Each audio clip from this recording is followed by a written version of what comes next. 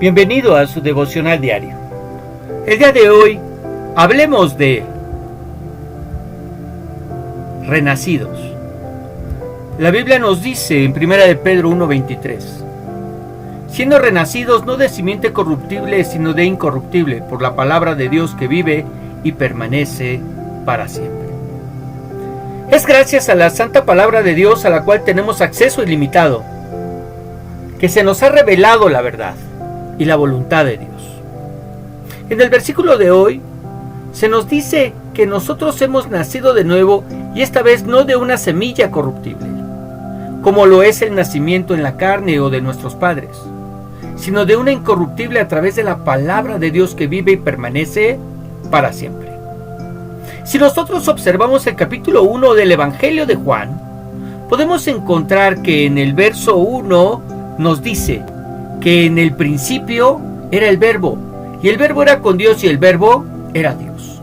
Y en el verso 14 nos dice: y aquel Verbo fue hecho carne y habitó entre nosotros, y vimos su gloria, gloria como del unigénito del Padre, lleno de gracia y de verdad. Es decir que el Verbo o la palabra de Dios es Cristo Jesús, nuestro Señor y Salvador, y a todos los que le recibimos y creemos en su nombre, nos ha dado el derecho de ser hechos hijos de Dios, no engendrados de carne o simiente corruptible, sino de Dios. Además, nos agrega el versículo de hoy que la palabra de Dios vive y permanece para siempre, dándonos a entender que todo aquel que es nacido de Dios tiene vida eterna. ¿Cómo olvidar Juan 3:16, que nos dice que de tal manera amó Dios al mundo que ha dado a su Hijo unigénito, para que todo aquel que en él cree no se pierda, mas tenga vida eterna? Porque ciertamente el hombre, dice la Biblia, en su nacimiento de carne es como hierba, y su gloria como la flor de la hierba, que se seca y se marchita. Es decir, que en algún momento va a morir, pero la palabra del Señor permanece para siempre. Y de la misma forma todos los que creemos en ella. Hermanos, qué bendición es saber esta buena noticia, que la palabra fue hecha carne, para que todo aquel que en ella crea sea hijo de Dios y tenga vida eterna. Nuestro llamado es a creer en Cristo y obedecer su verdad, transformar nuestra manera de pensar para conocer su voluntad. Así que deseemos todos los días, como niños recién nacidos, la leche espiritual, la palabra no adulterada, para que por medio de ella crezcamos para salvación.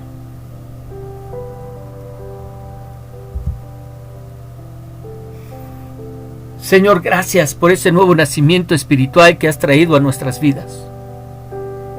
Gracias porque no podía ser posible, Señor, sin que tú nos salieras al encuentro.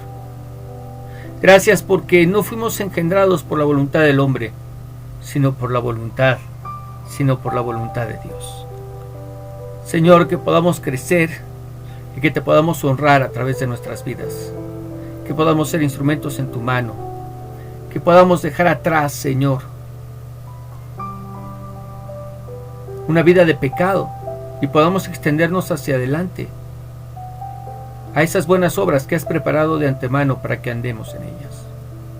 Que seamos proclamadores, predicadores de tu palabra. En el nombre de Jesús te lo pedimos. Amén.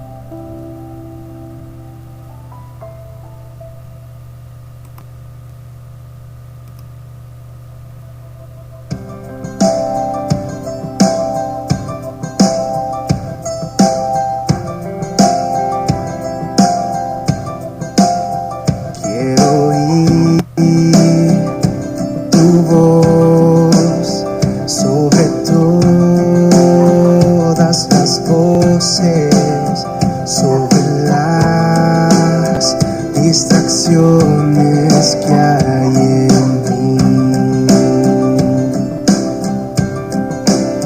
quiero oír tu voz sobre todas las voces, sobre las distracciones